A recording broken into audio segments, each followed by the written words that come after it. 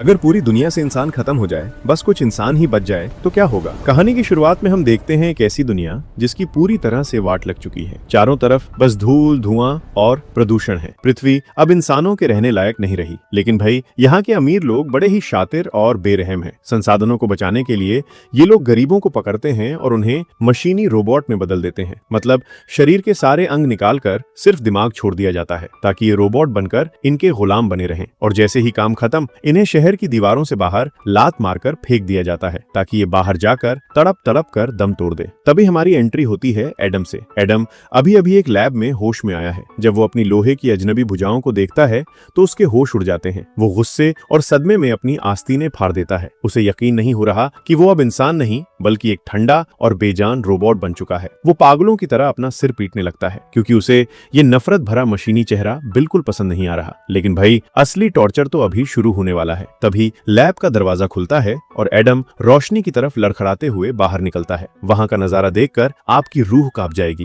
वहां सैकड़ों रोबोट्स की लाइन लगी है। शहर की दीवारों पर खड़े बेरहम सैनिक हाथों में भारी भरकम गैटलिंग गन्स लिए खड़े हैं। जो रोबोट धीरे चल रहा है, ये कमीने उन पर गोलियां चलाकर उन्हें खदेड़ रहे हैं। एडम को समझ आ जाता है कि अब उसे इस बंजर नरक में खुद को जिंदा रखना होगा। तभी अचानक सीन बदलता है। सैनिक एकदम से डर जाते हैं और शहर के अंदर भागकर गेट बंद कर लेते हैं। आखिर कौन आ गया जिससे ये हथियारबंद सैनिक भी थर-थर कांप रहे हैं। तभी धुएं को चीरते हुए दो रहस्यमय योद्धा सामने आते हैं। ये योद्धा उन्हें एक गुप्त ठिकाने पर ले जाते हैं। वहां एडम को एक बहुत बड़ा झटका लगता है। युआन नाम का योद्धा एडम के पास आता है और कहता है, भाई, तू कोई मामूली इंसान नहीं था। तू इस शहर का सबसे जाबाज जनरल था जिसने इन अमीरों के खिलाफ बगावत की थी। इसलिए इन सालों ने तुझे फंसाकर रोबोट बना दिया। लेकिन दूसरी तरफ एक और कहानी चल रही है। एक खेत में खंभों पर रोबोट्स को ऐसे लटकाया गया है जैसे वे परिंदों को डराने वाले पुतले हों। यह राज है ब्रदरहुड का, जिसका मुखिया एक गंजा पादरी है। लोग इसे भगवान मानते हैं, लेकिन ये साला सबसे बड़ा ढोंगी है। यहाँ मैरी नाम की एक औरत अपने चेहरे का इलाज कराने आती है। पादरी उससे कहता है, तुझे अपनी वफादारी साबित करनी होगी। इस पत्थर को उठा और इस रोबोट को मार दे। जैसे ही मैरी पत्थर उठाती है, वो रोबोट उसे पुकारता है। मैरी, दोस्तों, वो रोबोट कोई और नहीं